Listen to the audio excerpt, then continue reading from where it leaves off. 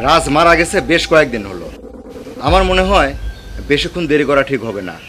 লাশ পচে গলে যাওয়ার আগেই ওর দাফন কাফনের ব্যবস্থা করতে হবে। বাবারে, তুমি ঠিকই কইছো, আমার ছেলের দাফনটা তুমি সাথে থেকে সেরে যাও। হ্যাঁ ঠিক আছে, কিন্তু ওই লাশ আনার জন্য আমার 3,75,000 টাকা খরচ হয়েছে। আমাকে সেই টাকা পরিশোধ করে তারপরে লাশ দাফন কাফনের ব্যবস্থা করব। আমার কাছে তো কোনো টাকা পয়সা নাই বাবা, আমি কোত্থেকে টাকা পয়সা দেব? শোনেন, আমার জানা মতে রাজ যেই টাকা পাঠাইছে সেই টাকা দিয়ে আপনি জমি কিনছেন। আপনি আপনার সেই জমি বিক্রি করে হলেও আমাকে টাকা পরিশোধ করবেন। বাবা, তোমার সব কথাই ঠিক আছে, কিন্তু আসলে জমি তো আমি দেব, কিন্তু আমার ছেলে মেয়েরা তো অন্য আছে, তাদেরকে ওয়ারিশ ফাঁকি দিয়ে আমি কিভাবে দেই? তাছাড়া ওরা তো এই বিষয়টা মেনে নেবে না। আচ্ছা ভাবি, রাজ তো সবসময় আমার সঙ্গেই থাকতো। আমি দেখছি আপনি যখন রাজের কাছে কোনো কিছু আবদার করছেন, রাজ খেয়ে না খেয়ে আপনার আবদারগুলা সব সময় পালন করছেন। সেই টাকাটা আপনি দিয়ে দেন, তাই তো হয়ে যায়। কি? সেই টাকা আমি কেন দিব? হ্যাঁ, আর রাজ আমার আবদার পূরণ করবে না তো কে করবে? হ্যাঁ, ও আমার স্বামী ছিল। হ্যাঁ, একটা স্বামী তো স্বাভাবিক যে তার বউয়ের আবদারগুলো পূরণ করবে।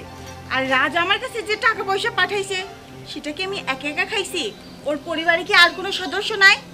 কি ভাবি, আপনি টাকাটা দিয়ে দেন না, আপনারাও তো ফ্যামিলির সদস্যই। আপনারা কি রাজের টাকা পয়সা খান নাই? ও বাবা, তাই তো, তুই ঠিকই বলছিস। তোর স্বামী কামাই করে আমার অ্যাকাউন্টেই তো টাকা পাঠাইছে। সেই টাকা যতক্ষণ না আসছে ততক্ষণ আমি বাজারঘাট করতে পারিনি, শপিং করতে পারিনি। তোর স্বামী টাকা পাঠাইছে, তারপর আমি বাজারঘাট করছি। কি বলো তুমি? ও ঠিক বলে নাই?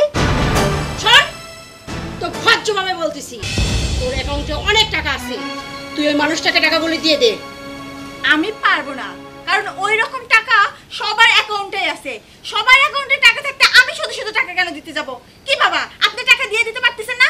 আপনি টাকা দিয়ে এখন কি করবেন? এক পা চলে গেছে তো কবরে, তারপর টাকা পয়সা দিয়ে আপনি কি করবেন? বাবা রাসেল, শোনো, তুমি একটা কাজ ভুল করছো বাবা। সেটা হলো, তুমি এই লাশ আনার আগে আমাকে যদি একটু রিং দিতে, তাহলে আমি বলে দিতাম যে হয়তো কত লাশ কিন্তু ওই দেশেও কিন্তু দাফন কাফন হয়ে যায়, হয়তো ওই দেশেই দাফন কাফন করে দিতে।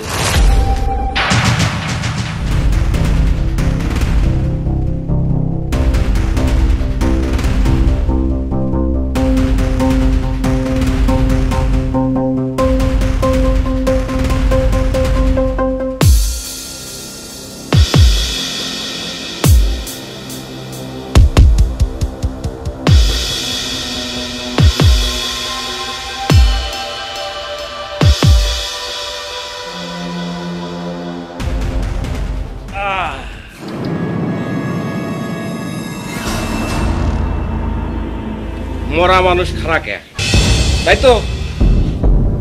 আসলে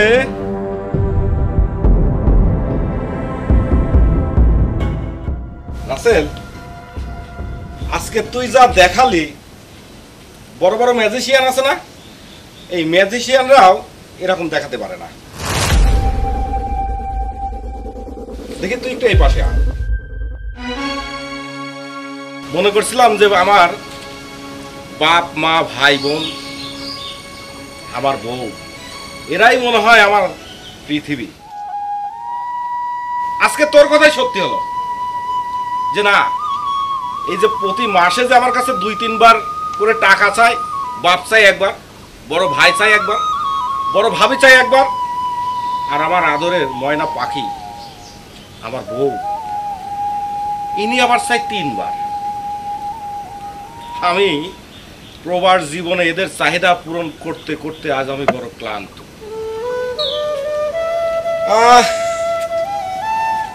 দেখি তুমি একটু এই পাশে যাও।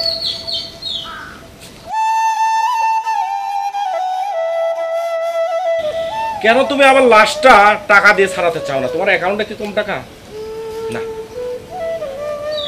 কেন এই টাকা দিবা না সেটা আমি জানি, আর এই টাকাটা কি জন্য অ্যাকাউন্টে জমা রাখছে সেটাও আমি জানি। তার কারণ হলো সুখের নামে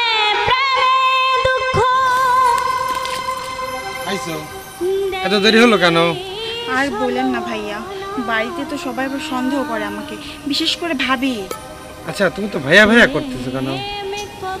আরে 2 দিন পরে তো তুমি আমার, বোঝো না? আচ্ছা বাদ দাও এখন, দেওয়ালেরও কান থাকতে পারে।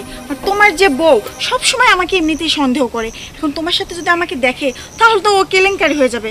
শোনো, আমি তো তোমার বউ হবই, কিন্তু একটু তো সময়ের জন্য ধৈর্য ধরতে হবে, তাই না? হ্যাঁ হ্যাঁ হ্যাঁ। তোমার ছোট ভাই মানে আমার স্বামী রাজ যখন দেশে আসবে তখন ওকে একবারে আমাদের পথ থেকে ক্লিয়ার করে দিতে হবে। পথের কাছে কেন আমরা পথে রাখবো বলো তো? ওকে না সরানো পর্যন্ত তো আমরা কিছু করতে পারবো না। না। আরেকটা কথা শোনো, বলো। রাজকে যখন আমাদের পথ থেকে সরিয়ে দেব তখন কিন্তু তোমার বউকে তোমার ডিভোর্স করতে হবে। আরে তুমি আমার বউর চিন্তা করো না, ওকে তো আমি ডিভোর্স দিয়েই তোমাকে বিয়ে করব। আচ্ছা ঠিক আছে, এসব কথা আর এখানে বলার দরকার নেই, আবার কে কোথা থেকে দেখে ফেলবে তখন আরো বেশি সমস্যা হবে। ওই যে পূর্ব পাড়ার ওই পাশে একটা নতুন পার্ক হয়েছে না, হ্যাঁ হ্যাঁ। এখন থেকে আমরা ওইখানে দেখা করব। আচ্ছা ঠিক আছে। আর শোনো, রাতে সবাই যখন ঘুমায় পড়ে তখন তুমি আমার সঙ্গে দেখা করবা। আচ্ছা আগে রাত আসুক তো, প্রতিদিন দেখা করতে করতে যেদিন ধরা খেয়ে যাবা সেদিন বুঝবা। এখন চলো তো। আরে না, কিচ্ছু হবে না, তুমি আসবা কিন্তু। আরে আগে চলো তো, আসুক। আচ্ছা ঠিক আছে, চলো।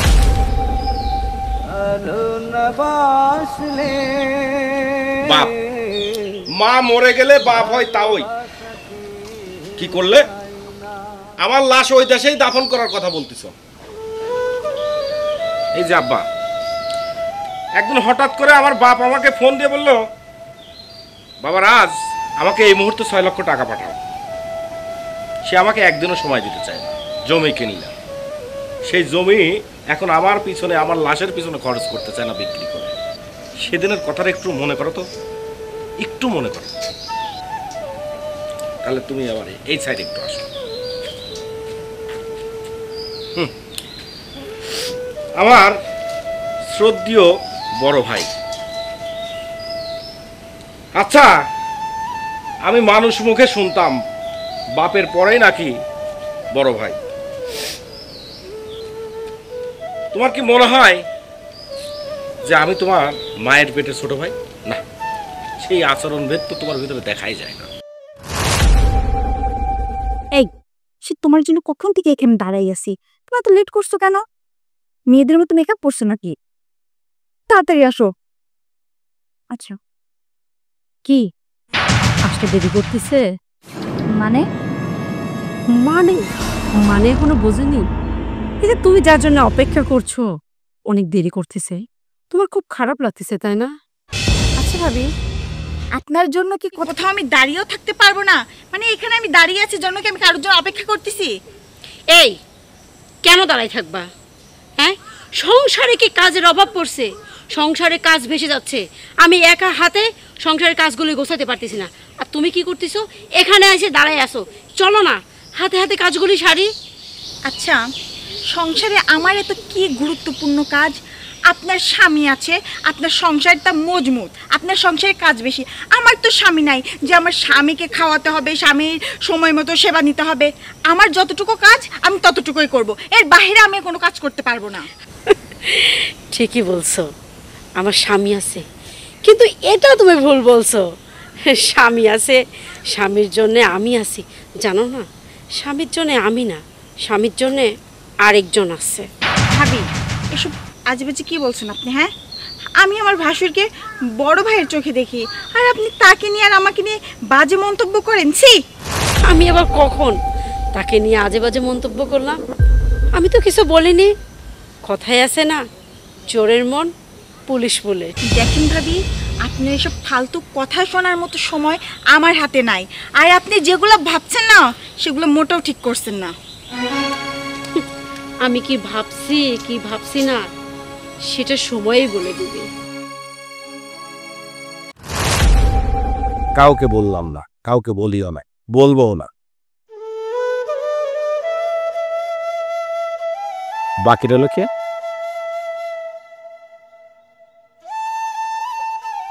আবার ভাবি যাও না, আপনার কথা আমি কাউকে বলবো না, তবে আপনারটা এই দেশের মানুষ বিচার করবে। রাসেল, যে বাড়িতে আমার কোনো স্থান নাই সেখানে থাকার কোনো প্রশ্নই ওঠে না। আমি আমার মতো করে আর একটা পৃথিবী করব।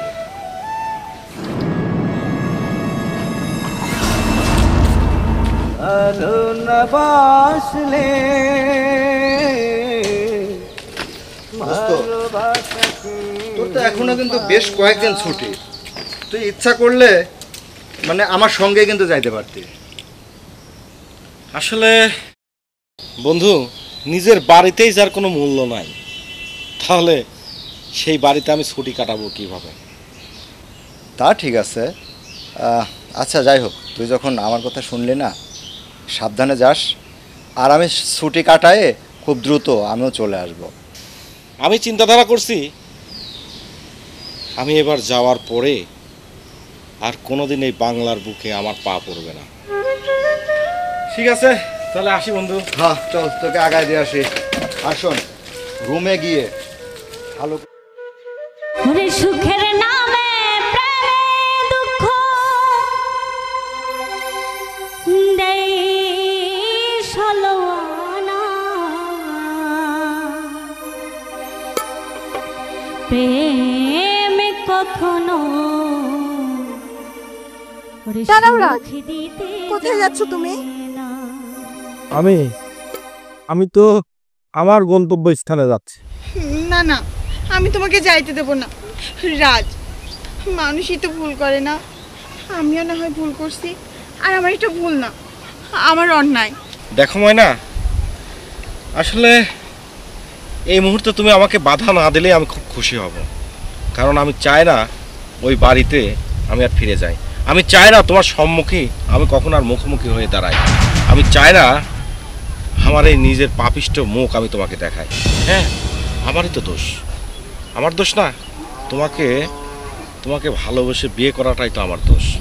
আরে মানুষ তো অনেক কিছু ভুল করে, অনেক রকমের ভুল করে, কিন্তু তুমি যে ভুল করছো সেই ভুল কি মানার মতো না।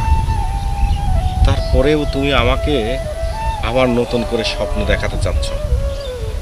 একটা কথা কি জানো, মেয়ে মানুষের নাকি এই ছলা কলাতে পুরুষ মানুষের ভুলতে নাই।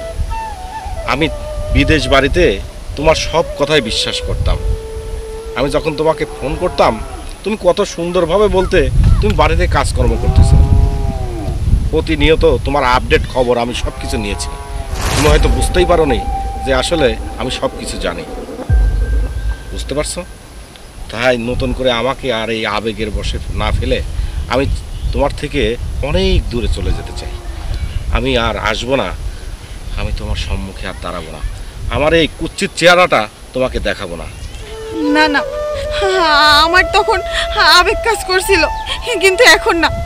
বিশ্বাস করো, আমি তিলে তিলে বুঝতে পারছি আমি তোমার সাথে অনেক বড় অন্যায় করছি। রাজ, তুমি আমাকে একটা সুযোগ দিয়েই দেখো। আমি তোমাকে কথা দিচ্ছি, আমি এইরকম অন্যায় ভুল কখনোই করব না।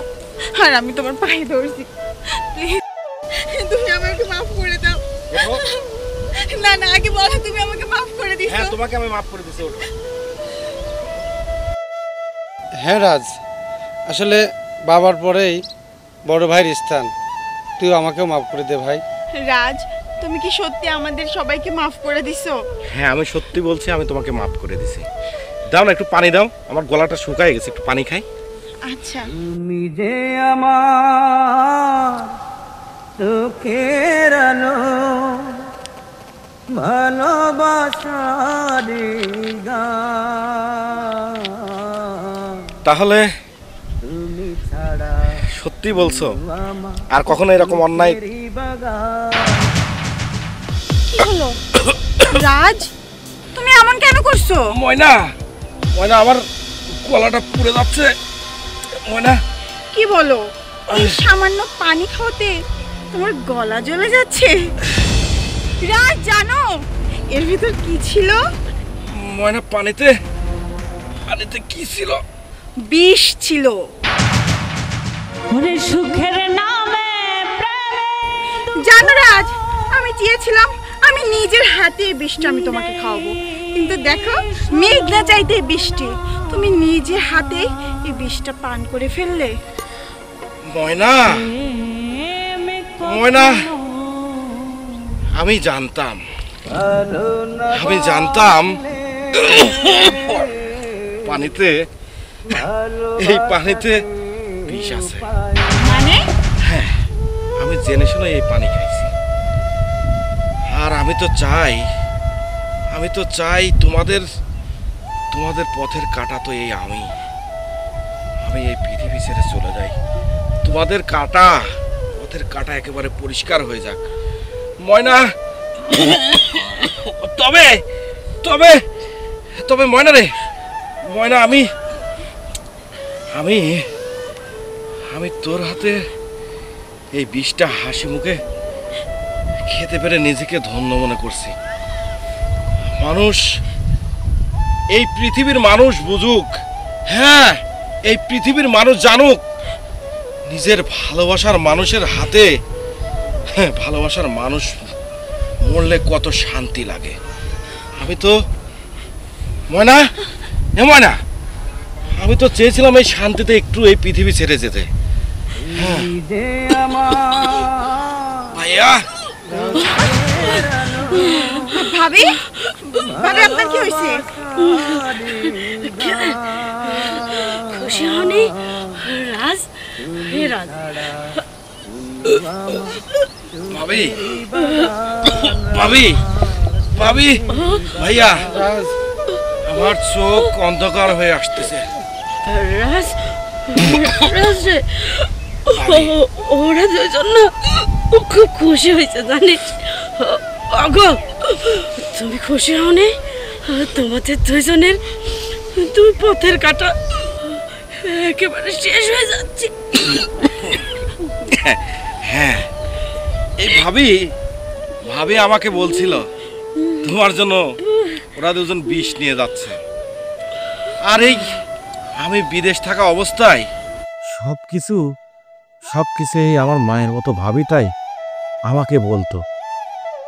ভাবি রে, ময়না, আমি গেলাম।